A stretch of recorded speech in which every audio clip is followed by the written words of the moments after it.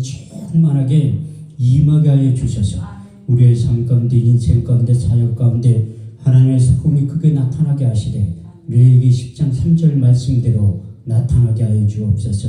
하나님을 가까이 하는 자에게 내 거룩함을 나타내겠고 온 백성 중에 내 영광을 나타내 보여주신다고 하신 레위기 10장 3절 말씀이 그대로 이루어져서 우리 남은 생에 예수님의 생애를 지어내는데 조금 더 부족함이 없도록 축복하시고 역사에 주옵소서. 선포된 말씀이 경험이 되게 하시고 체험이 될 수 있도록 말씀에 기름 부어 주옵소서. 더 나아가 사모하는 영혼을 만족하시며 주린 영혼을 좋은 곳으로 채워주시마 약속하신 시편 107편 9절 말씀이 이루어지는 복되고 귀한 시간 될 수 있도록 축복하시고 역사해 주옵소서. 우리의 예배를 받아 주옵소서. 예수님의 이름으로 기도합니다. 아멘. 할렐루야. 반갑습니다. 우리 서로 다 같이 인사하겠습니다. 주님이 자리에 계십니다. 다시 한번 하겠습니다. 좋은 일이 일어납니다. 아멘 하나 하신 분들이 이번에 좋은 일이 일어나게 될 줄 믿습니다. 하나님이 이스라엘 백성들의 홍해를 건너가게 하신 다음에 광야에서 하나님의 영으로 감동된 자를 부르신 다음에 먼저 시키신 일이 있는데 그것은 성막을 짓게 만드시고요.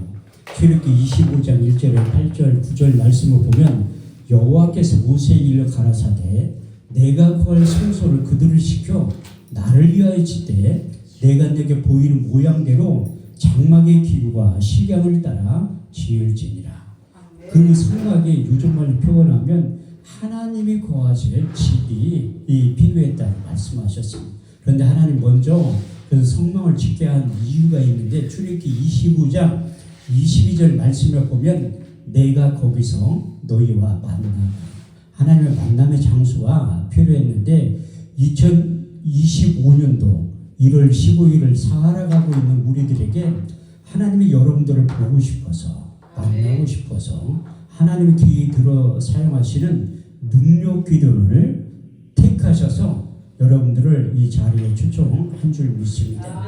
이번 성에는 우리 원장님이 초청한 게 아니라 우리 주님께서 여러분들을 초청하시고 마태복음 18장 20절 말씀을 보면 두세 사람 내 이름으로 모인 곳에 나도 그들 중에 있겠다고 하신 그 주님께서 공생의 사역을 하실 때 마태복음 11장 28절에서 29절 말씀을 통해서 수고하고 무거운 짐진 자들아 다 내게로 오라 내가 너를 편히 쉬게 하리라 나는 마음이 온유하고 겸손하니 나의 멍에를 메고 내게 배우라 그리하면 너의 마음이 힘을 얻으리니 내 멍에는 자꾸 내 짐은 가볍게 된다고 하신 약속의 말씀이 그대로 이루어지게 될 줄 믿습니다.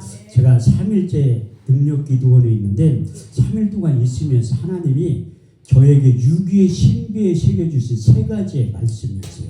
그 첫 번째가 역대하 6장 20절 주께서 전에 말씀하시기를 내 이름을 거기 두리라 하신 곳 이곳을 향하여 주의 눈이 주야로 보옵시며 종들이 이곳을 향하여 비는 기도를 응답하시는 기도원을 이끌어 가신다고 약속하셨고 두 번째 이사야 56장 7절 말씀을 보면 내가 그를 나의 성산으로 인도하여 기도하는 내 집에서 그들을 기쁘게 할 것이며 그들의 번제 이색은 나의 단에서 기꺼이 받게 되리니 내 집은 만민이 기도하는 집이라 일컬음을 얻게 될 것이라. 그래서 이 능력기도원을 만민이 기도하는 집으로 이끌어 가셨다고 약속하셨고 마지막 세 번째 역대하 7장 15절에서 16절 말씀을 통해서 내가 이 전을 택하고 거룩하게 하여 내 이름을 영영히 거기 있으려 하였느니라 내 눈과 마음이 항상 여기에 있느니라.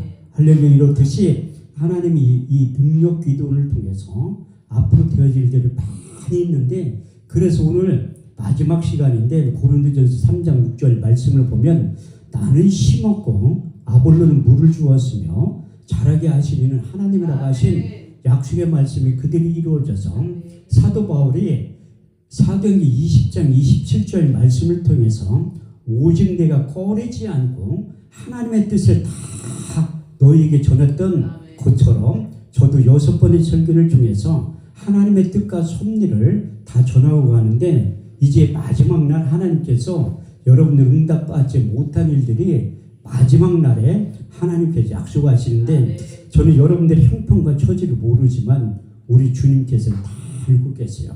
우리가 인생을 살아가다 보면 앞에는 홍해가 가로막혀 있고 뒤에는 애굽의 군대가 따라오는 내 힘과 능력으로 도저히 감당하지 못할 일들이 많이 일어나는데 그때 하나님께서 모세를 통해서 이스라엘 백성들에게 이루의 말씀을 선포했던 그 언약의 말씀이 출애굽기 14장 13절에서 14절 말씀을 보면 모세가 백성에게 고하여 이르기를 너희는 두려워하지 말고 가만히 서서 오늘날 너희를 위하여 행하시는 구원을 보라. 너희가 오늘 본 애굽 사람 영원히 보지 아니하리니 여호와께서 너희를 위하여 싸우시리니 너희는 가만히 있을지어다. 이렇듯이 하나님께서 내 힘과 능력으로 도저히 감당할 일들이 펼쳐질 때 하나님께서 우리 인생 가운데 찾아오셔서 우리를 대신해서 싸워주신다고 말씀하셨어요. 사도 바울은 그가 하나님께서 우리와 함께 하실 때 우리 인생 가운데 찾아오셔서 싸우실 때 이런 현상이 나타난다고 고린도서 4장 8절의 9절을 통해서 간증하고 말씀하고 있는데 우리가 사방으로 우겨싸움을 쌓이지 아니하고 답답한 일을 당하여 낙심하지 아니하고 핍박을 받아도 버림받지 아니하고 거꾸로 좀 당하지 망하지 않게 된다고 고백하고 있고 더 나아가 이 세상과 하나님 나라를 앞당겨서 이 세상과 하나님 나라를 동시에 살아갈 때 이런 삶을 영위했다고 다시 한번 간증하고 있는데 고린도서 6장 9절에 10절 말씀을 보면 무명한 자 같으나 유명한 자요 죽은 자 같으나 보라 우리가 살고 징계를 받은 자 같으나 우리가 죽임을 당하지 아니하고 근심한 자 같으나 항상 기뻐하고 가난한 자 같으나 많은 사람들을 부유케 하고 아무것도 없는 자 같으나 모든 것을 소유한 자로 만들어 주실 줄 믿습니다.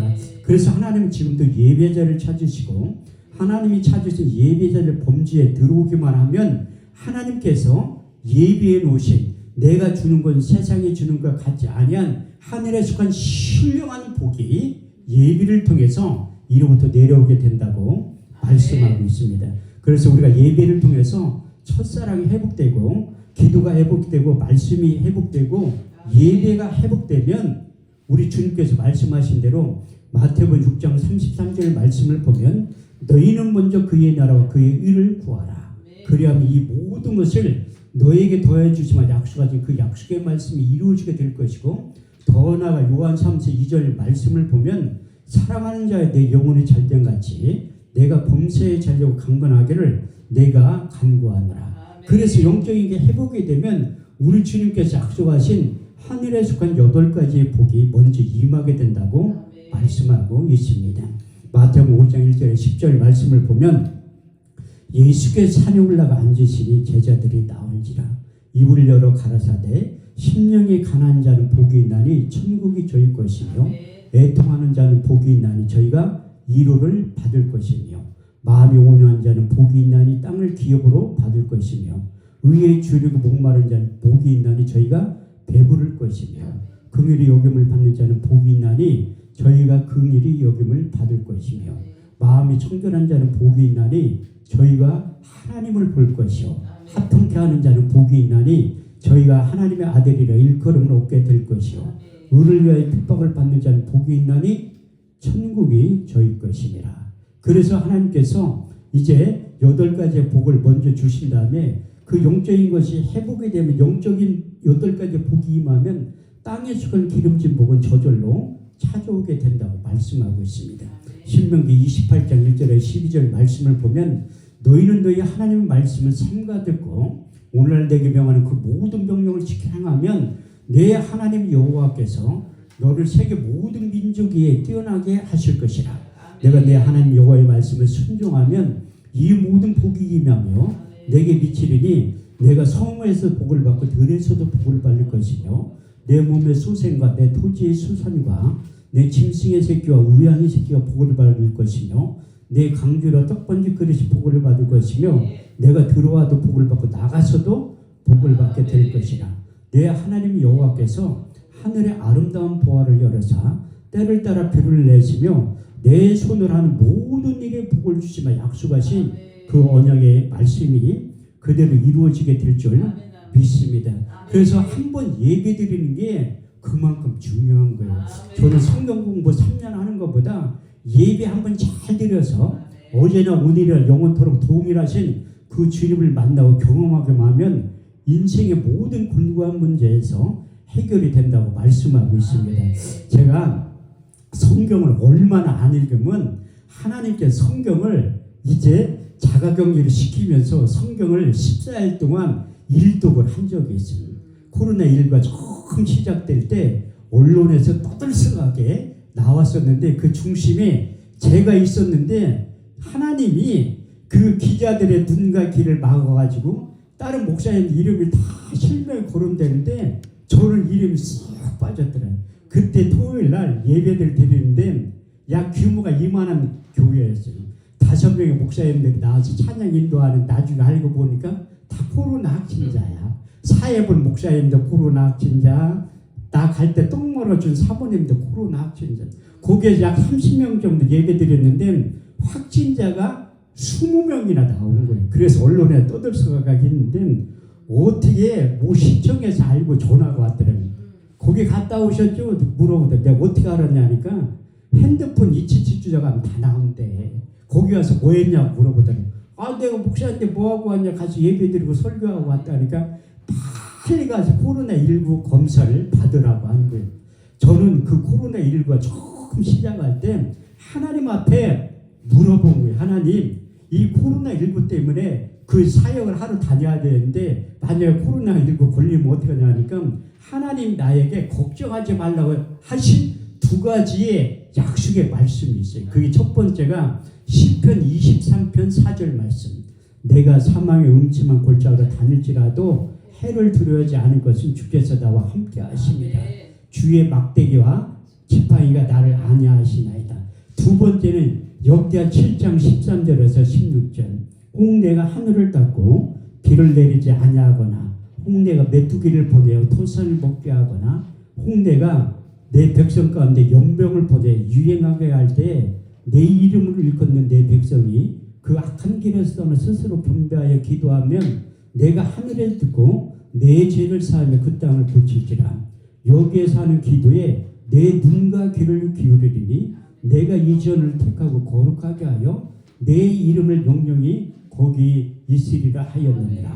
그 약속의 말씀을 붙잡고 그 코로나19에 대해서 자유함을 누린 거예요. 그래서 그때 인천의 모 지역에 갔을 때도 20명의 사람들이 코로나가 걸렸는데 제가 코로나19 검사를 받았는데 음성이 나온 게 그때 제가 어디에서 목회를 하고 있었냐면 그렇게 수원에 있는 모 과학대학에서 이 정문 바로 옆에서 기도를 할 때요.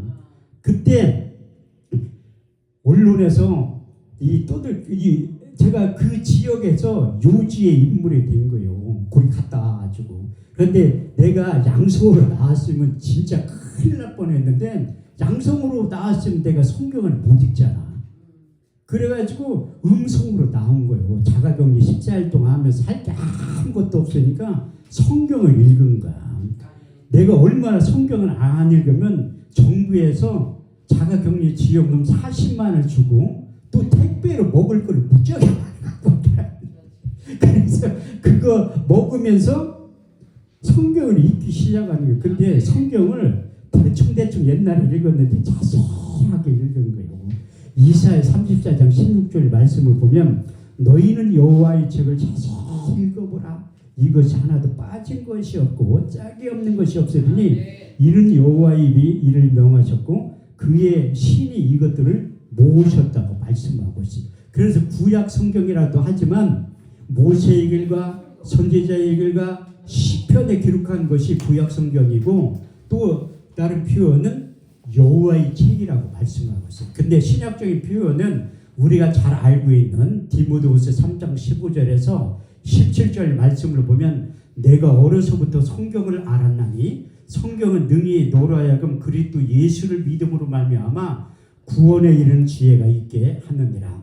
모든 성경은 하나님의 감동으로 된 것으로 교훈과 책망과 바르게 함과 의로 교육하기에 유익하니 이는 하나님의 사람을 온전케 하며 모든 선한 길을 행하게 완전케 하려 하심이니라. 그래서 성경을 자세히 읽다 보니까 요한복음 5장 39절 말씀이 육의 신비에 새기기 시작합니다.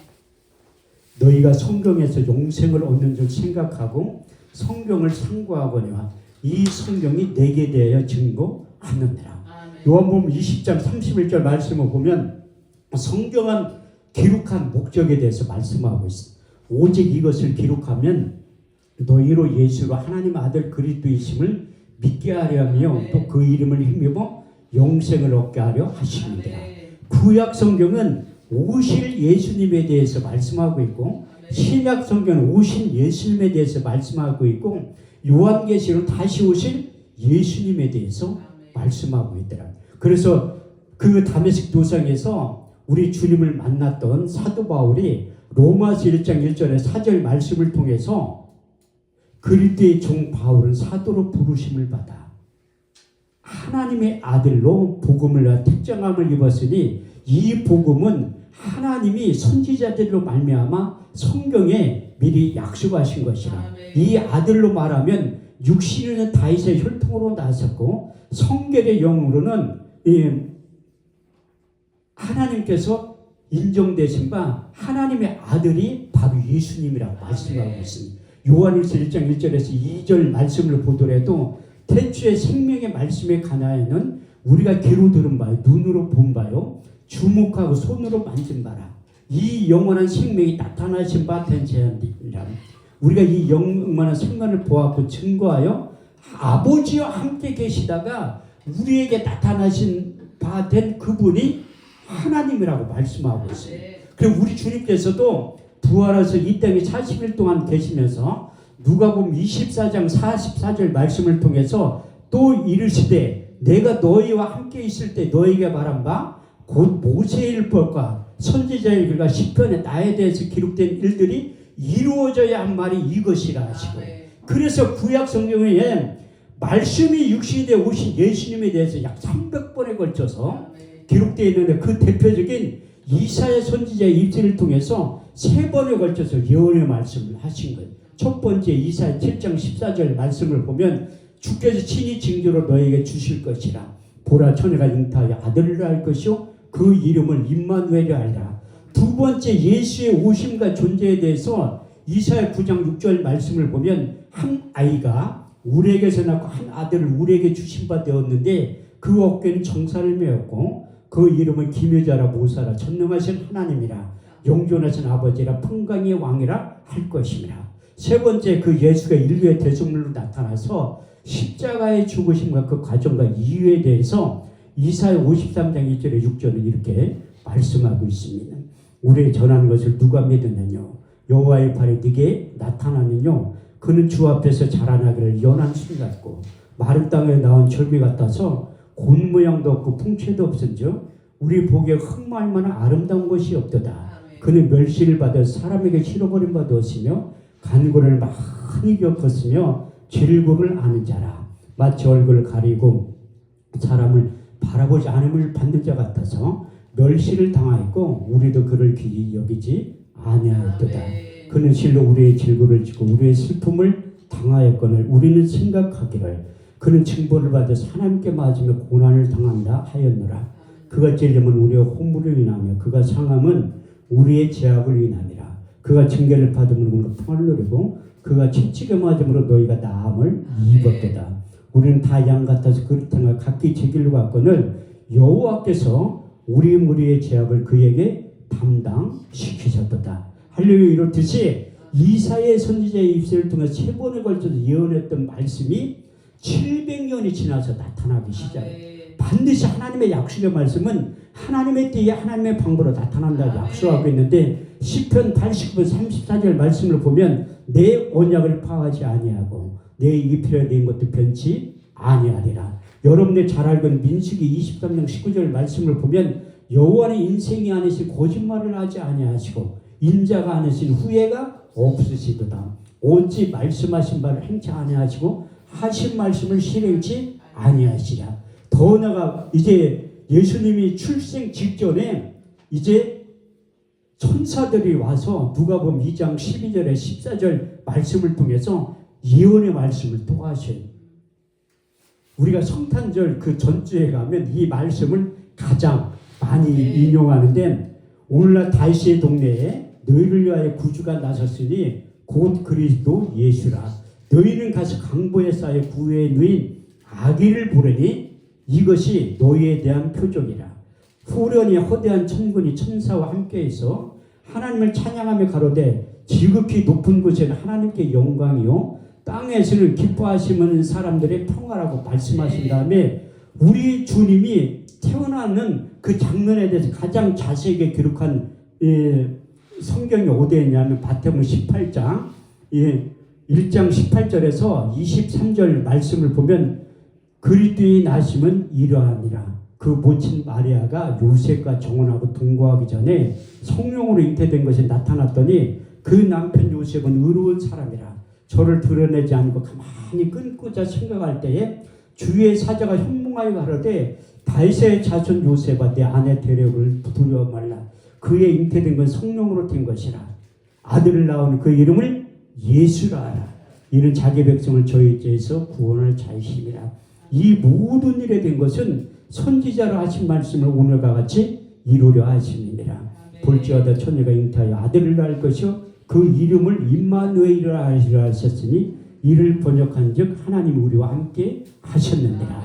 예수 자기 백성을 저희 죄에서 구원할 그분이 이 땅에 오셔서 이제 그 이름을 믿기만 하면, 영접하기만 하면 하나님의 자녀가 되는 권세를 우리에게 주셨다고 말씀하고 있는데, 요한복음 1장 12절에 13절 말씀을 보면 영접하는 자, 곧 그 이름을 믿는 자들에게는 하나님의 자녀가 되는 권세를 주셨으니 이는 혈통으로 육종으로 사람의 뜻으로 난 것이 아니요 하나님께로부터 난 자들이라고 말씀하셨고, 사도행전 4장 12절 말씀을 보면 다른 이에서는 구원을 얻을 수 없나니 천하 인간에게 구원을 얻을 만한 이름을 우리에게 주신 일이 없다고 말씀하고 있습니다. 그래서 그 예수의 이름의 비밀에 대해서 사도 바울은 골로새서 2장 2절의 3절 말씀을 통해서 하나님의 비밀인 예수 그리스도, 그 안에는 지혜와 지식과 총명과 모든 감추어진 보화가 담겨져 있다고 말씀하면서 로마서 10장 9절의 10절 말씀을 보면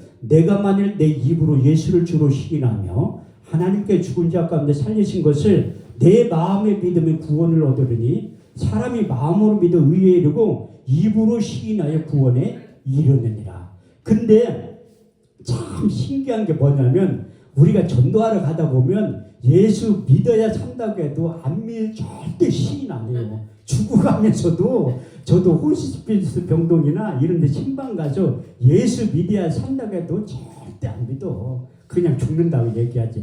그만큼 성경에 있는 대로 예수를 주로 시인하는 게 어렵다는 거예요. 그래서 예수님께 제자들 데리고 가이사랴 빌립보 지역에 데려가서 사람들이 인자를 누구라 하냐 물었을 때 더러는 세례 요한, 더러는 엘리야, 더러는 선지자 중 하나에 그러면 너희는 나를 누구라 하냐 그렇게 우리 주님께 질문을 던졌을 때 주는 그리스도시요 살아계신 하나님의 아들입니다. 정확하게 신앙 고백을 할 때 우리 주님께서 바요나 시므라 내가 복이 있도다.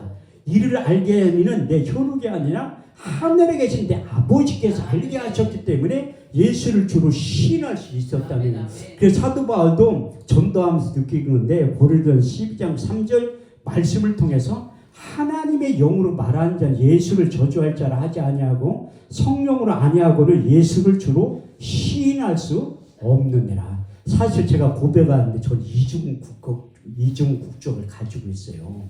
그러니까 많은 분들이 제가 동남아 사람처럼 보여서 그런지 몰라도 제가 이게 동남아 가면 나는 전혀 여권을 보자고 안 하더라고요. 내가 그 서울 교회에 있을 때 거기가 신대방역 바로 옆에 있거든요. 그 교회 앞에 앉아있으면 술 취한 사람 나한테 와서 그래 머리를 쓰다듬면서 외국에 와서 고생 많지 취직시켜줄까. 그것도 하나님의 은혜요. 제가 태국에 집회를 하러 갔는데 나 현지인인 줄 알아. 내가 우살리기도원에서 옛날에 설교하고 내려왔는데 나한테 어떤 여자 집사님들 몇 명 오더니 외국인이 한국말을 왜 이렇게 잘하냐. 그것도 다 하나님의 은혜라니까. 하나님이 전 세계를 다니면서 복음을 전하고 증거하기 위해서 이중 국적을 갖게 만든 거예요. 그래서 저희가 한국에서 태어났으니까 한국 국적을 가지고 있고, 많은 분들이 미국 국적을 가지고 있으면 복받은 사람이라고 하는데, 나는 거기에 비할 수 없는 국적을 가지고 있다니까요. 빌립보 3장 20절 말씀대로 우리의 시민권은 하늘에 있다고. 나는 천국 시민의 그 국적을 가지고 있어요. 그래서 이중 국적을 가지고 있다고 간증을 많이 하고 자랑을 많이 하는. 그 여러분들 이중 국적 가지고 있는 것에 대해서 고맙고 자랑스럽게 여겨야 돼. 왜? 조금 있으면 하나님 나라 간다니까요. 내 목적이 하나님 나라 가기 때문에 우리가 신앙생활을 하는 건데, 어떤 분들은 영원히 살 것처럼 그렇게 생각을 해. 우리가 창세기 5장에 그 처음에 하나님께서 인간들을 만들 그 당시에는 오래 살지, 평균 수명이 900살인데 최초의 인간이 아담이 930살까지 살았고, 가장 오래 살았던 사람이 누구냐면 무드셀라라는 사람인데 969살까지 사는 거예요. 목사님도 그 시대에 살아났으면 그 소녀에 지나지 않는다니까. 아이고, 아기들은 500살이 넘어도 애를 낳아. 그때에 비하면 소녀에 지나지 않지. 그런데 인간의 평균 수명이 확 줄었냐면 제가 관용해서 그런 게, 창세기 6장 5절 말씀을 보면 사람이 제가 세상에 관용함과 그 모든 계획과 생각이 항상 악한 것 뿐임을 아시고, 이제 노아 홍수 시대에 인간의 평균 수명 900살에서 120살 확 줄이는 거예요. 창세기 6장 3절 말씀을 보면 여호와께 가라사대 나의 영이 영원히 사람과 함께하지 아니하리니 이는 그들이 육체가 되느라 그러나 그들의 날은 120년이 될 것이라고 말씀하고 있습니다. 근데 지금의 평균 수명이 10편, 90편, 10절 말씀이 7, 80이라고 말씀하고 있습니다. 우리의 연수가 70이요 강건하면 80일째라도 그 연수의 자랑은 수고와 슬픔뿐의 신소기간에 우리가 날아가게 되나이다. 그래서 우리 장인어른이 75세에 폐암 말기로 죽었거든요. 그런데 제가 신방을 가면 그 기도해 보려고 해. 그럼 간절히 기도할 때 우리 장인어른 빨리 죽게 해주세요. 고통 없이. 그랬더니 믿지 않는 장모님하고 처제들은 아니 살려달라고 기도를 해야지 왜 빨리 죽게 해달라고 고통 없이 죽게. 빨리 고통 없이 죽는 것도 보게. 왜? 그게 구약적인 표현은 너희 날수라고 표현하고 있어요. 출애굽기 23장 25절에서 26절 말씀을 보면 너희는 너희 하나님 여호와를 섬겨라. 그러면 내 양식과 물의 복을 내리고 너희 중에 병행을 저하리니 내 나라에 낙타하는 자가 없고 잉태치 못하는 자가 없을 것이라. 그래서 하나님께 날수를 채워준다 하고, 구약적인 또 다른 표현을 보면 사무엘하 7장 12절 말씀을 보면 내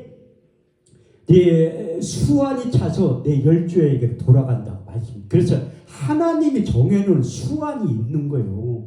히브리서 9장 27절 말씀을 보면 한 번 죽는 것은 사람에게 정하신 것이요 그 위에는 심판이 기다리고 있다고 말씀하셨고, 이제 신약적인 표현은 연대라고 표현하고 있어요.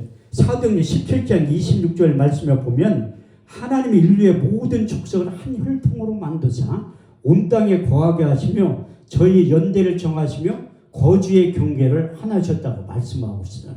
그래서 하나님께서 우리가 태어날 때부터 정해진 수완이 기다리고 있다니까요. 그런데 이게 70 안 된 분들은 저는 신방 가면 간절히 기도를 해. 왜? 아이 평균 수명이 안 됐으니까 살려달라 기도를 해야지.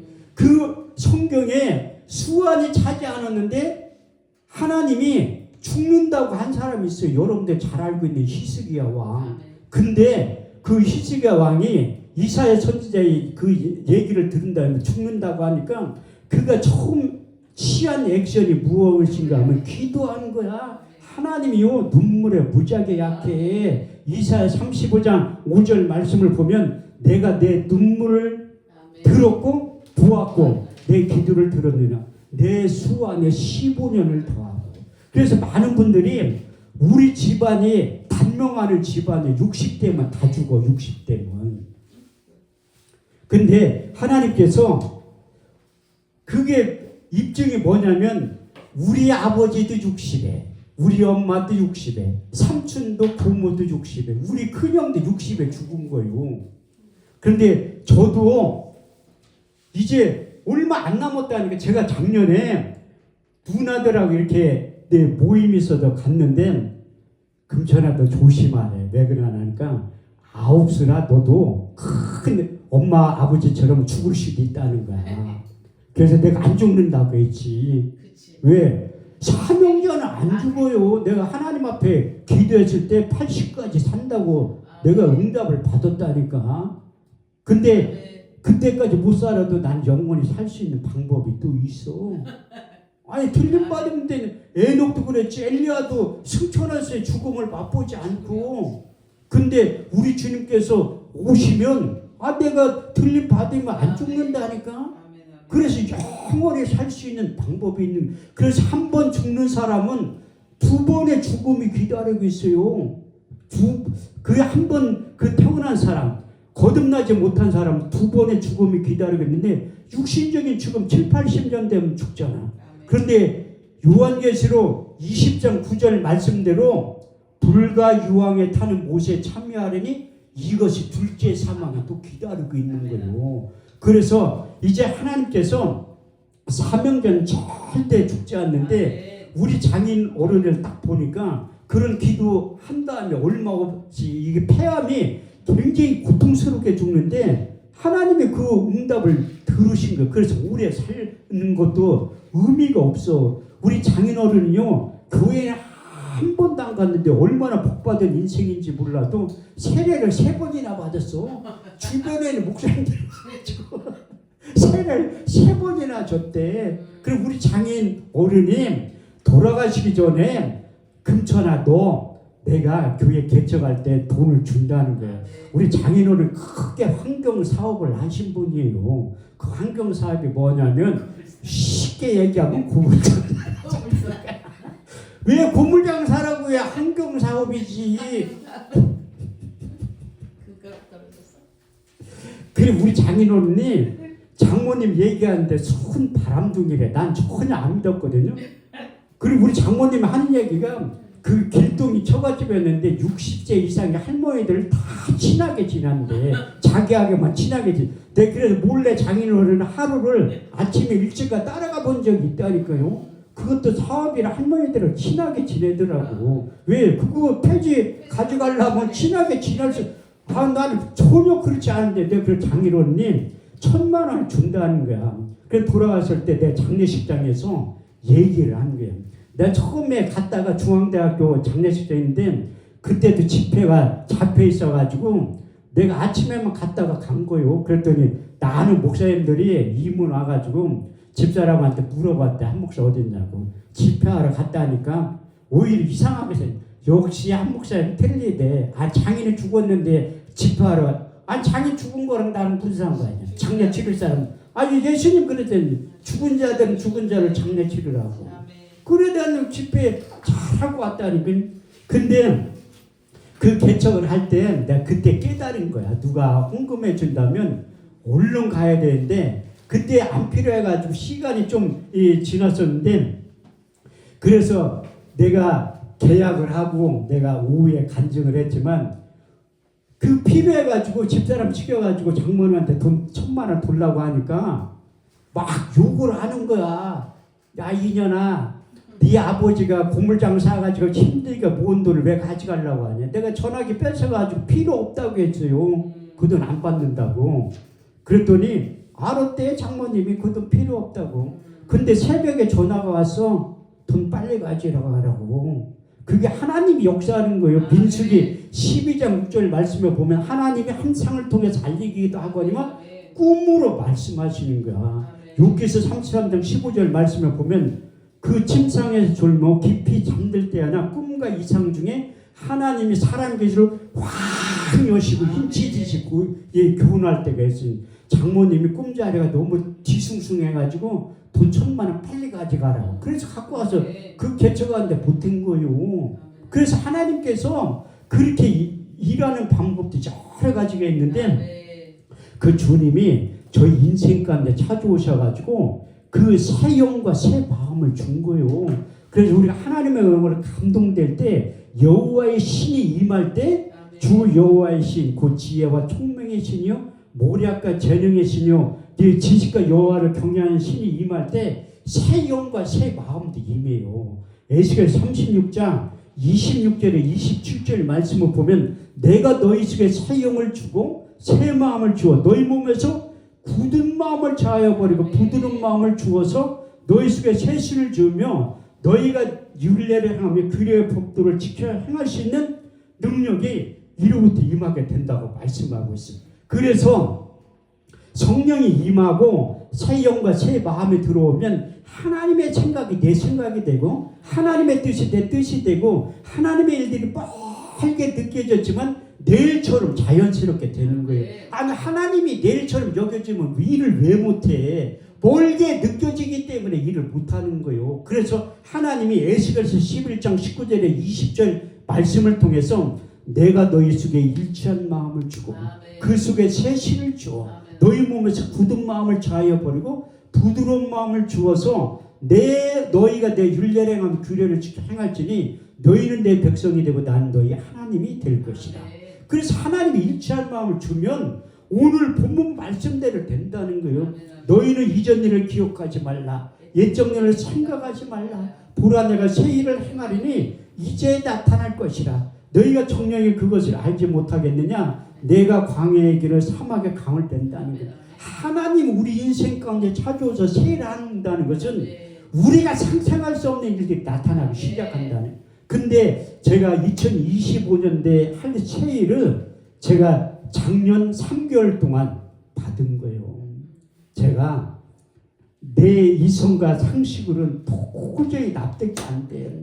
그게 하나님의 말씀이 없으니까 그런 거예요. 사사기 21장 25절 말씀을 보면 그때 이스라엘에 말씀이 없으므로 왕이 없으므로 자기의 소견에 옳은 대로 행하였더라. 저도 나름대로 20년 동안 사역하니까 이게 내 나름대로 소견에 옳은 대로 행하려고 하니까 하나님이 오래 보고 있다가 그걸 용납지 않으신 거예요.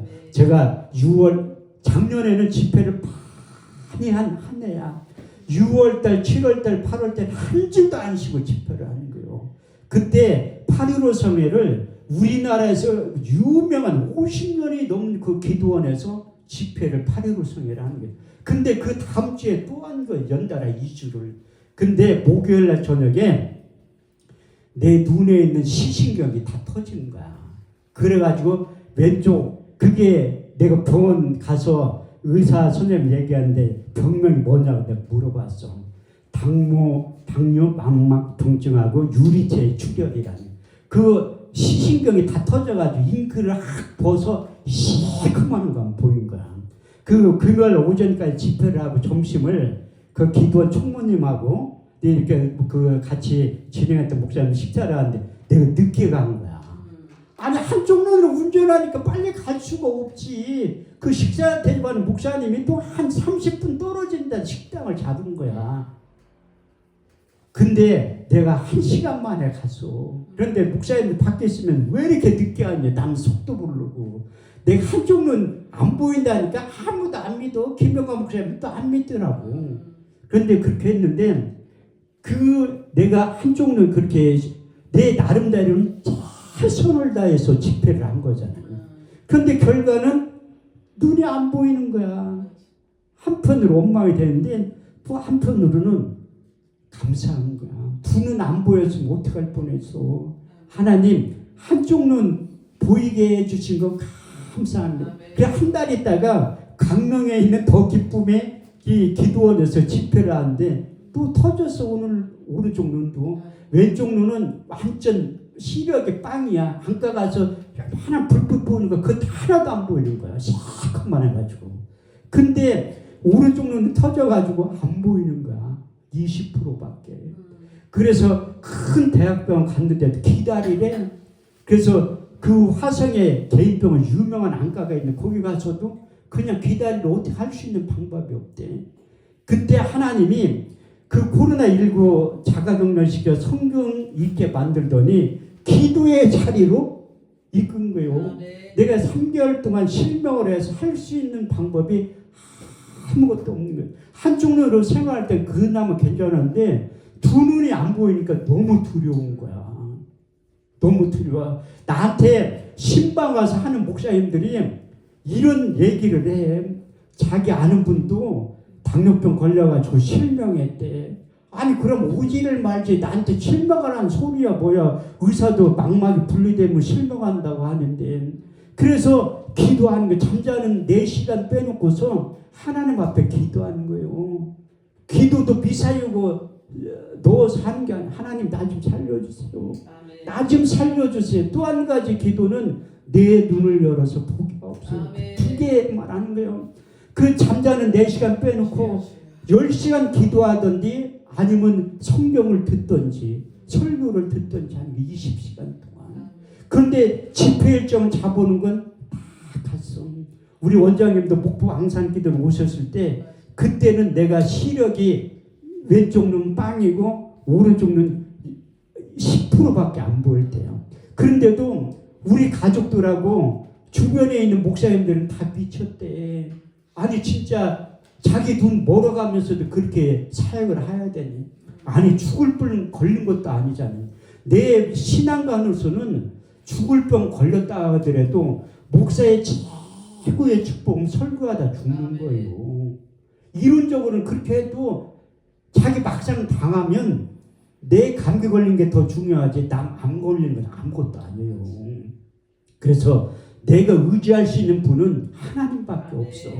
그래서 하나님 앞에 기도할 때 응답받은 첫 번째 말씀이 이사야 41장 10절 말씀이 두려워 말라 내가 너와 함께함이라 놀라지 말라 나는 너의 하나님이 됨이라 내가 너를 굳세게 하리라 참으로 내가 너를 도와주리라 참으로 나의 오른손으로 너를 붙잡아 주시리라. 현대의학으로 못 고친다 할지라도 하나님이 도와주시고 두 번째 응답받은 말씀이 무엇인가 하면 이사야 35장 5절 말씀. 그때 소경의 눈이 밝을 것이며 그때 기머거리의 귀가 열릴 것이며 그때 저는 자들이 사슴같이 뛸 것이며 덩어리의 혀는 노래하니.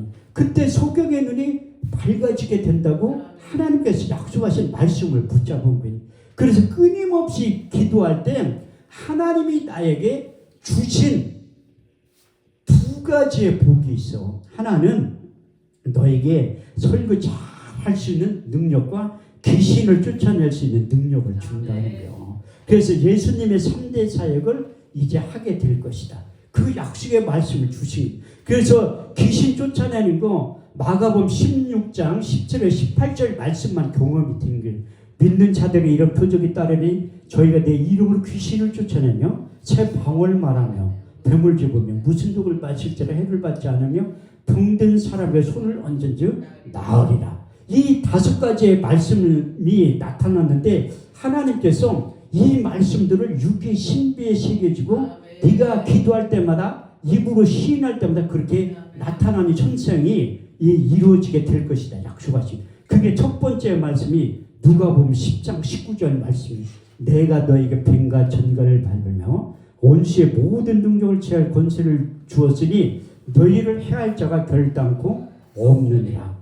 두 번째 말씀이 무엇인가 하면 이사야 27장 1절 말씀. 그때 여호와께서 크고 강한 칼로 날랜 뱀 리어야단 곧 꼬불꼬불한 뱀 리어야단을 벌하시며 바다에 있는 용을 죽이신다. 세 번째 마태복음 12장 22절. 사람들이 귀먹고 귀신들이 귀먹고 눈모른 자를 데려오거늘 예수께서 고쳐주시며 그 두 귀가 열리고 다시 보게 되리라.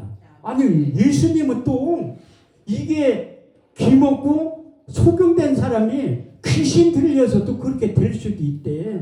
그러면서 우리 주님께서 마가복음 9장에 귀신을 쫓아내는데 이렇게 쫓아내는 거예요. 마가복음 9장 25절 내가 예수께서 가라사대 더러운 귀신아 내가 내게 명하노니 그 아이에게 나가고 다시는 들어가지 말라 하시니 그 아이에게 귀신이 큰 소리를 지르고 격렬로 일으키게 한 다음에 나갔다고 말씀하고 있습니다. 그래서 요즘은 마음이 아픈 사람들이 참 많이. 저도 우리 교인 중에 한 아이 때문에 신경정신과를 가본 적이 있어요. 옛날 같으면 못 가지. 시집 못 갈 게비 정신병을 어떻게 가. 근데 요즘은 아이들이 거의 태반이야. 마음이 아픈 사람, 우울증, 조울증, 조현병, 공황장애 걸린 애들이 그렇게 많은 거야. 마음이 아픈 자들이 그렇게 많은 거예요. 그래서 잠언 17장 22절 말씀을 보면 마음의 즐거움 양약이 되고 심령의 근심은 뼈를 마르게 하는 거예요. 그게 우울증이 뭔가 하면 그 심령의 근심 때문에 뼈를 마르게 하는 거예요. 그래서 하나님께서 잠언 18장 14절 말씀을 보면 사람의 심령이 강하면 능히 그 병을 이기려니와 심령이 약하면 누가 그것을 일으키느냐. 그래서 우리가 예배를 통해서 우리의 속사람이 강건해져야 된다고 말씀하고 있습니다. 그 예배 4장 13절에 14절 말씀을 보면 우리가 하나님의 아들을 믿는 것과 아는 일이 하나가 되어 온전한 사람을 이루어 그럴 때에 장창한 분량이 충만한 데까지 이르리니 이제부터 우리가 어린아이가 되지 아니하여 사람의 계술과 간사한 유혹에 빠져 온갖 교훈과 풍지에 밀려 요동치 않게 된다는 거예요. 그래서 속사람이 강건해지면 정신병, 우울병, 조울증 다 떠나게 되는 거예요. 근데 제가 어떤 일이 있었냐면 인천에 가서 부흥회를 하는데 어떤 집사님 오더니 기도하면 어떤 병이든 낫냐. 아유 그럼 낫죠. 왜? 성경에 그렇게 써있잖아. 네. 너희가 고통한 장하니까 있느냐? 기도할 것이요. 즐거운 자가 있느냐? 찬송할 것이요. 네. 믿음의 기도는 병든 자를 구원하리니 주께서 저를 일으키시라. 네. 이 약속의 말씀이 확실히 이 믿음이 생성이 돼가지고 하나님 고쳐준 내가 자기 조카 내가 우울증 환자라 정상적인 생활을 못한대. 그 신방을 한번 갈 수가 있냐고 물어보더라고. 그래서 갈 수가 있죠. 그래서 그 집이 서울대에 있고 있는데 거기 살더라. 그 집사님하고 집사람하고 셋이 간 거야. 딱 갔는데 가관도 아니야. 그 남자는 홀딱 막 팬티만 입고 오락만 하고 있어. 여자는 누워가지고 아무 정상적인 생활을 못해. 그것도 감염되는 게 몇 부부가 남자가 먼저 그렇게 우울증이 찾아왔는데 그것을 보고 있는 아내도 그거 보니까 우울증이 온 거야. 정상적인 생활을 못해. 그래서 저는 예배의 축복을 하잖아요. 내게 도달리자 그 위에 너희 한 것으로 너희 번저 화목제를 드려라. 물은 내 이름을 기념하는 것이 내가 강림하여 복을 주리라. 주님 그 20장 24절에 말씀 그 예배 드려야지 하나님이 역사를 하는 거예요. 그 예배 드린다고 하는데도 뭐 쳐다도 안 봐. 그래서 하나님의 감동이 온 거야. 너 일주일에 한 번씩 여기 와서 예배를 드려달라니. 그래서 아니 하나님 내 집회에 어떻게 가지 말래. 여기가 더 중요하니까. 그래가지고 일주일에 한 번씩 그 집사님 아는 문도 안 열어줘. 그래서 그 문 앞에서 손대고 기도하고. 근데 한 5개월이 지나니까 여자분이 먼저 예배 자리에 오더라. 그게 예배 드릴 때 하나님의 말씀을 안 듣는 것 같아도 다 들어요. 믿음이 생성이 돼. 믿음 생성 원리가 로마서 10장 17절 말씀에 보면 그러므로 믿음은 들음에서 나며 그 들음은 그리스도의 말씀으로 말만하니라. 그래서 하나님의 말씀이 살았고 운동력이 있어 자유의 날선 어떤 검보다도 예리하여 혼과 영감의 간절과 골수를 찔러 쪼개기까지 하고 누가복음 2장 35절 말씀을 보면 칼이 내 마음을 찌르다니 마음에 숨은 것이 드러나게 하는 거예요. 그래서 하나님이 마음의 질병은 말씀을 가지고 예배 드릴 때 그 수술독을 통해서 마음에 숨은 그 질병이 치유의 역사가 나타나요. 그 6개월이 됐는데 그 남자도 예배의 자리로 와. 나도 여기 앉아도 되냐. 얼른 앉으라고. 그래서 7개월을 딱 되니까 다 치유가 된 거예요. 그때 하나님 앞에 기도할 때 이사야 61장 1절에서 3절까지의 말씀이 그 가정에 임하게 해달라 기도한 주 여호와의 신이 내게 임하셨으니 이는 여호와께서 내게 기름을 부으사 가난한 자에게 아름다운 소식을 전하게 하려 하셨느니라. 나를 보내서 마음이 상한 자를 고치며 포로된 자에게 자유를 갇힌 자에게 노임을 전파하며 여호와의 은혜와 우리 하나님의 시련의 날을 전파하되 무릇 시온에 슬퍼하는 자의 화관을 주어 그대를 제사하며 희락의 기름으로 그 슬픔을 대신하며 그 마음이 아픈 사람들은 희락의 기름 부음이 임할 때 치유의 역사가 나타나고 시작합니다. 그 7개월 지나서 이제 완전히 회복이 됐는데 너무 감사하다. 나에게 엄청난 선물을 줬어요. 그 부부가. 그 선물을 뭐 줬냐면 참기름 2병 줬어. 그럼 우리 교회 나와야지. 여의도 순복음교회 다닌대. 나는 그것도 고맙고 감사한 거 열심이다. 지금 신앙생활 열심히 한다는. 이렇듯이 하나님은 그 음성이 예배자를 찾으시고 예배 가운데 인생에 공부한 모든 문제를 해결시키는 거야. 또 한 가지, 내가 얼마나 두렵겠어. 안 보이는데. 근데 기도하면 할수록 내가 가지고 있는 그 구멍난 전대를 메꿔준다는 거야. 우리 목사님들 잘 들으세요. 야, 이게 구멍난 전대는 돈 아무리 벌어도 없어. 왜? 아니, 구멍 떨어진 전대이기 때문에 다 새 나간다는 게. 학교에서 1장 6절 말씀을 보면 너희가 많은 것을 뿌릴지라도 수입이 적으며 먹을지라도 배부르지 못하며 마실지라도 흡족하지 못하며 옷을 입어도 따뜻하지 못하며 일꾼이 삭을 받아도 구멍 떨어진 전대에 넣기 때문에 아무것도 없다는 거야. 아무것도 남지 않은. 우리 기도원에 저하고 친한 목사님 찾아왔어. 한 목사, 내가 상담할 게 있대. 아니, 목사님 뭔데요? 내가 이중직 하는 거 알지? 이중직 하는 거 개척기가 너무 힘들어지. 내가 그 옛날에 했던 그 일을 해. 근데 돈을 많이 번 것 같은데 돈이 하나도 없대. 남는 게 하나도 없다는 거예요. 거기에 세월하지 못한다고. 그래서 내가 그 목사님한테 그 얘기를 한 거예요. 고린도전 9장 13절 말씀을 주면서 성전의 일을 하는 이들은 성전에서 나는 것을 먹으며 제단을 모시는 자는 제단에 나는 것을 먹는다고.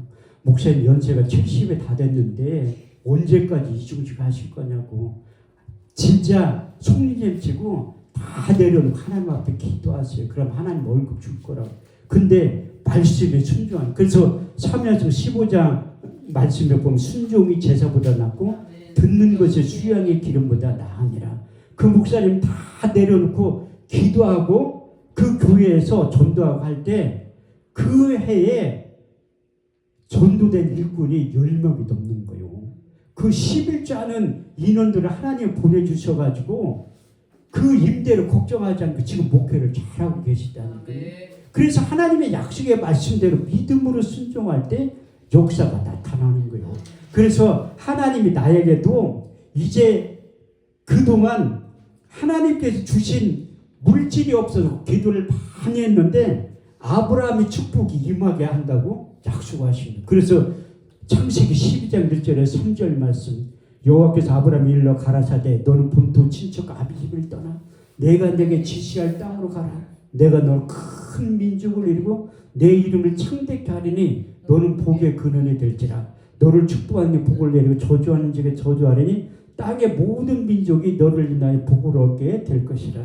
그 말씀을 주셨는데 눈 감으면 다 복이 임한 것 같아. 그런데 눈 떠도 보이지도 않고 현실은 똑같아. 눈 감고 기도할 때는 금방 될 것 같은데 눈 뜨면 현실은 똑같아. 아니 눈이 보여야지. 그런데도 그 말씀이 믿음이 생성이 된 거야. 근데 그 아브라함의 복이 어떻게 임하나는 그 비결을 우둔한 데에 비치사 말씀을 깨닫게 말씀이 열리는 거야. 눈은 안 보이는데 영적인 눈이 확 열어져가지고 말씀을 깨닫게 하기 시작하는데 참 복이 무엇인가 하면 그 그리스도 안에 있을 때 그 말씀이 그대로 된다는 거야. 조용기 목사님이 요한 3세 2장 다음으로 많이 인용하신 말씀이 갈라디아서 3장 13절 14절 말씀입니다. 그리스도께서 우리를 위하여 저주를 받은 바 되사 율법의 저주에서 우리를 속량하셨으니 나무 아래 달린 자마다 저주 아래 있는 자라 하였습니다. 이는 아브라함의 복이 그리스도 안에서 이방인에게 미치게 하고 그리스도 안에 있을 때 이방인 나에게 그대로 이루어지게 한다고 말씀하십니다. 그리고 갈라디아 3장 29절 말씀을 보면 너희가 그리스도께 속한 자면 아브라함의 후산이요 그 믿음으로 그 유업을 이루지 아니라. 갈라디아 4장 6절에 7절 말씀을 보면 너희가 아들인 거로 그 아들의 영을 그 마음 가운데 보내서 아버지라 부르게 하셨는데라. 너희가 이 후는 종이 아니요 아들이니 아들이면 그 유업으로 그 이을 자라고 말씀하고 있어요. 근데 하나님이 김영광 목사를 보낸 다음에 서울에 있는 실로암 안과병원을 가게 된 거예요. 내가 이렇게 묵상을 하다 보니까 요한복음 9장에 실로암 연못이 있지. 그래서 실로암 들어가는 병원이 어디 있나 찾아보면 그 딸한테 전화해가지고 그것 좀 찾아보라. 등촌동에 있다는 거예요. 난 등촌동이 저기 경찰 병원 하남 가는데 거긴 줄 알았어요. 내가 근데 혼자 찾아가려고 해서 안 보여도. 근데 김영호 목사 왔어서 가지고 나 좀 태워다 줄라. 거기 딱 갔는데 아니 신람 연못에 가면 그 무슨 병이든지 낫는다고 했는데 저도 그걸 가봤건 성서 현장 연수할 때 이스라엘 갔다 거기 가봤어요. 신람 연못을. 근데 그 김영호 목사님 차 타고 지하 주차장에 병원에 딱 들어가니까 20% 보인 것도 안 보여. 야 이거 신기하다. 아니 봉고치고 왔는데 안 보이면 어떻게. 그 김웅아 목사 내가 안 보이다가 손 붙잡고 지금 올라간 거예요. 그래서 검사를 다 해서 한 20가지를 한 거야. 근데 그 결과 김웅아 목사가 있는데 그 초음파 하면서 의사 선생님이 그러더라고요. 이게 망막에 박리되면 박리되는 게 좀 보인대. 그럼 실명을 한다는 거야. 나보다 김웅아 목사님 더 놀랬어. 환자인 나는 별로 안 놀랐는데 나는 믿음이 있잖아. 두려워하지 말라고 하나님 고쳐준다고. 금방 받은 사람하고 안 받은 사람은 틀린 거예요. 그런데 김웅아 목사님한테 고맙지. 나를 그만큼 사랑하고 그런 게 아픈 마음이 있으니까 그렇게 깜짝 놀라는 거지. 남 같은 눈 소경되든지 말든지 뭔 상관이야. 그래서 너무 고맙더라고. 근데 결과가 한 거에 입줄이 있다 나오니까 그때 오라는 거야. 그때는 내가 너무 안 보여가지고 소경들이 들고 다니는 지팡이를 산 거예요. 맹인들이 들고 다니는 거. 내가 설교하면서 보령 다니엘 기도원에서 가니까 안 보인다니까 원장님이 자꾸 이렇게 안 보인다고. 내가 그 지팡이 들고 갔는데도 안 보이네 진짜로. 내 국기에서 설교하면서 얘기해서 하나님이 내가 임플란트 16개 심은 거 간증거리가 떨어지니까 하나님이 나에게 또 다른 간증거리를 만들게 해서 이게 눈 멀게 했다니까 막 웃어.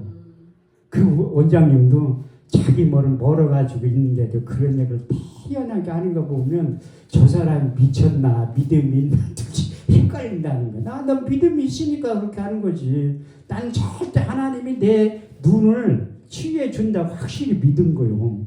근데 두 번째 갈 때 내가 버스 기도원에서 버스를 타고 사당역 그 앞에 내려갔는데 지팽이를 안 가져간 거야. 그래서 내려갔는데 갑자기 20% 보인 것도 안 보니까 사람들한테 더듬더듬 하면서 나 좀 그 지하철 타는데 좀 데려다 돌라니까 안 믿어. 멀쩡하게 보여서 그런가. 그것도 어떤 청년이 오더니 어디 가려고 하니. 사실 나 눈 하나도 안 보이는데 저기 그런데 왜 지팡이를 안 가지고 왔니? 그래서 20%는 보여가지고 조금 보여가지고 이렇게 지팡이 안 갖고 왔는데 지금 하나도 안 보인다. 좀 곧다 데려다. 그리고 그 청년이 태워다 주면서 그 4호선을 타고 가면서 이게 좀 보이기 시작. 그래서 그 신로암 안과병을 찾아갔는데 검사 결과가 아무래도 안 좋대.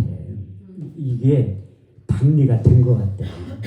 그래서 수술을 2시간이나 전신마취하고 해야 된다고 하는데 나 안 한다고 했어요.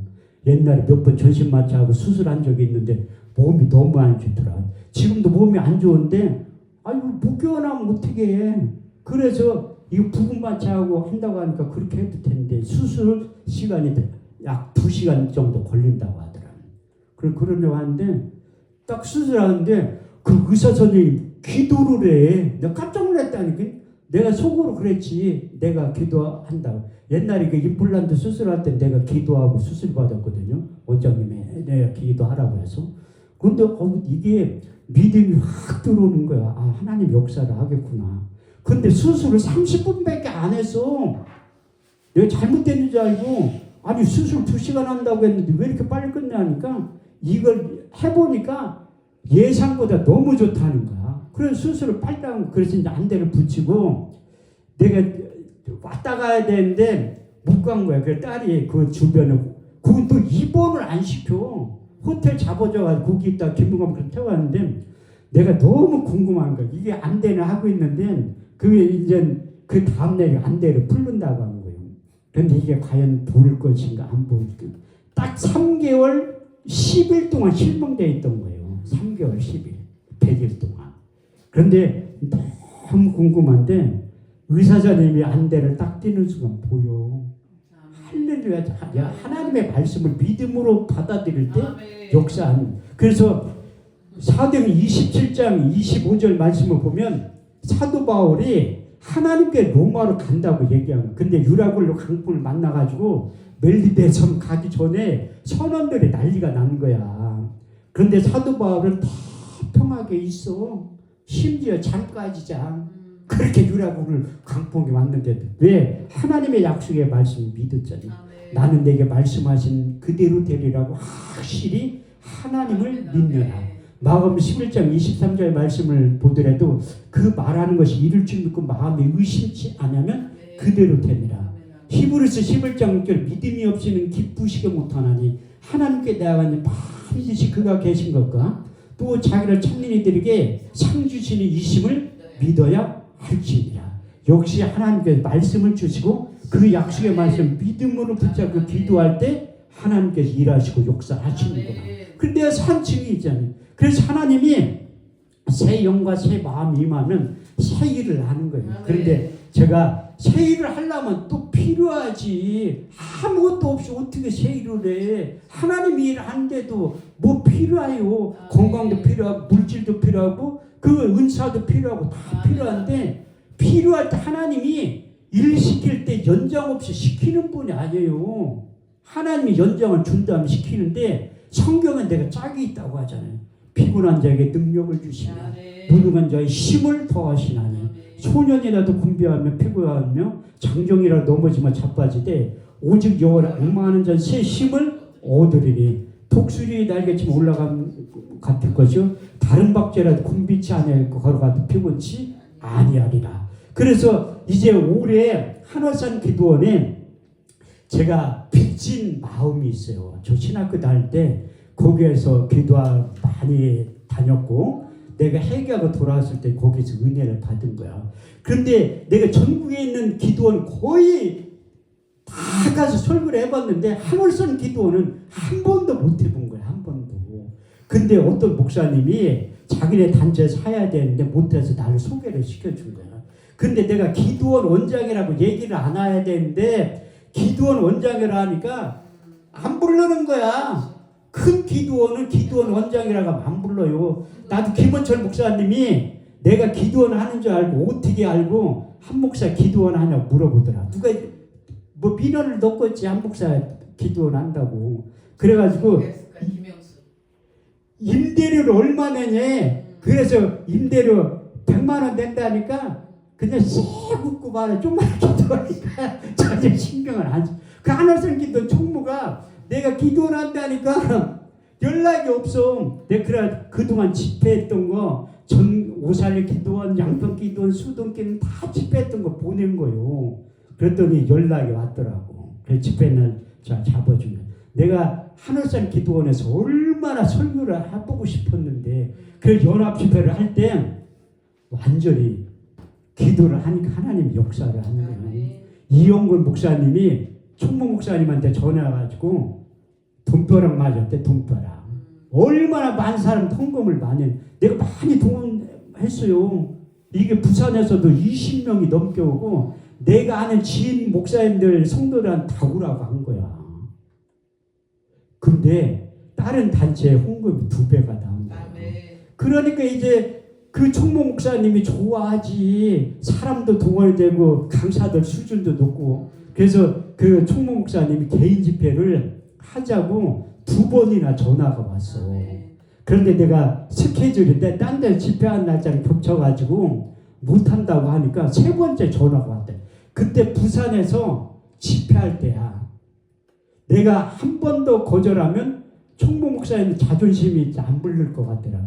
내가 하다 말고 김은가 목사님 딱 끊고 올라간 거야. 집회하러.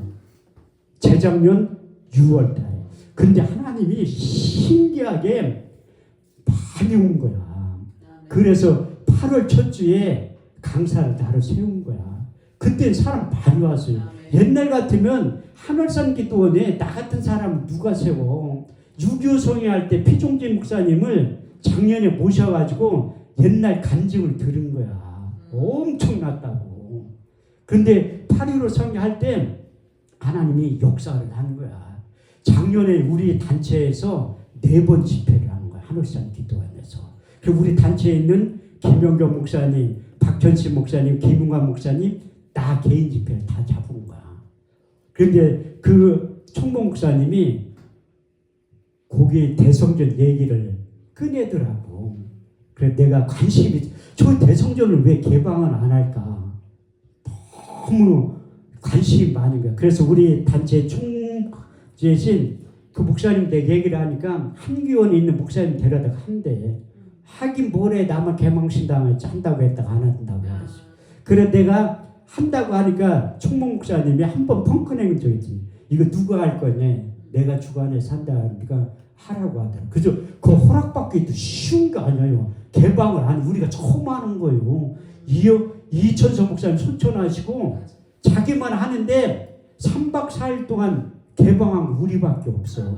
왜 이영건 목사님 저를 알잖아. 집회를 열심히 하고 성실히 하는 거 그게 전달이 된 거예요. 잠언 27장 19절 말씀에 보면 물이 비치면 얼굴이 서로 같은 것 같이 사람의 마음도 서로 비치느니라. 그 총무 목사님도 저에 대해서 제가 작년에 모 단체 강남금식기도원에서 붕사단체 발족식 할 때 저하고 백지연 목사하고 강사로 간 거예요. 그 워크숍 할 때 강사로 가서 붕사의 자질에 대해서 강의를 할 때 백지연 목사님이 내 이름을 거론하면서 뜬금없이 이런 얘기를 하더라고. 이미자 씨가 죽으면 성대를 한번 이렇게 해부해서 보야 된다 그런 말이 있거든. 한 목사도 죽으면 뇌를 갈라봐서 한번 열어봐야 되는데 어떻게 성경을 그렇게 많이 암송하냐고. 근데 백지연 목사님도 저는 엉뚱한 짓을 안 하잖아요. 최선을 다해서 하니까 그 관심을 갖는 거야. 그래가지고 그 한월산 기도원 집회를 잡았는데 내가 또 난 믿음이 있잖아요. 믿음이. 그래서 300명의 성도들 초청해서 나라와 민족을 위해서 회개 기도 성회를 하려고 이제 호텔에 그 한월산 기도원에서 20분만 가면 켄싱턴 리조트라고 있습니다. 너희 거기 가서 그 객실을 한 100개 잡는다고 하니까 깜짝 놀라가지고 서울 본세에 있는 그 영업 이사를 연결을 시켜주더라고. 그래서 4인에 10만 원. 그런데 내가 아무리 기도해도 응답이 없어. 그건 무리야. 5,500 정도 들어가더라. 예산이. 그 숙식 제공하니까. 그래서 그건 무리고 그냥 대성전에서 옛날처럼 대성전에서 또 여자들은 지금 예배 드리는 데서 해야 돼. 그래도 예산이 3,500만 원 들어가요. 김유가 목사님이 나한테 그러는 거야. 설교할 때 대놓고는 못하고 대표자 목사님이 자에게 십자가를 안겼대. 목사님 걱정하지 마세요. 내가 다 알아서 할 테니까. 왜냐하면 그때 응답을 받은 거야. 어떤 강사 목사인데 그것 때문에 기도하는데 설교를 들으면서 그 강사가 설교할 때 예수님이 뒤에서 다 갔다 하더라고요. 저는 그게 그 양평기도원이나 특히 삼각산 미랄기도원 할 때 밑에 성도들이 내가 설교할 때 뒤에 예수님이 서 있는 걸 봤다고. 난 그게 너무 감격. 나 같은 사람이 무슨 설교하는데 예수님이 함께 있어. 그 안목이 열린 사람 본 사람들이 많이 있더래. 저도 안목이 열려서 그 목사님 설교할 때 예수님을 본 거야. 그래서 응답을 받아와 담대히 외친 거야. 그런데 그 강사한테 그 저녁 때 다 하면서 1,000만 원 내가 하라니까 할 사람이 없어. 요즘 같은 불경기에 4번 설교하면 누가 1,000만 원 내려고 해.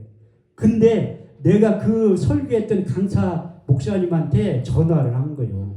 목사님, 내가 그 간증을 하면서 우리가 그 대성전 임대해서 연합 집회를 하는데 목사님 주강사를 오셔서 저녁 때 설교를 다 하시고 1,000,000원만 내세요. 그랬더니 알았대. 또 순순히 얘기를 하는 거야.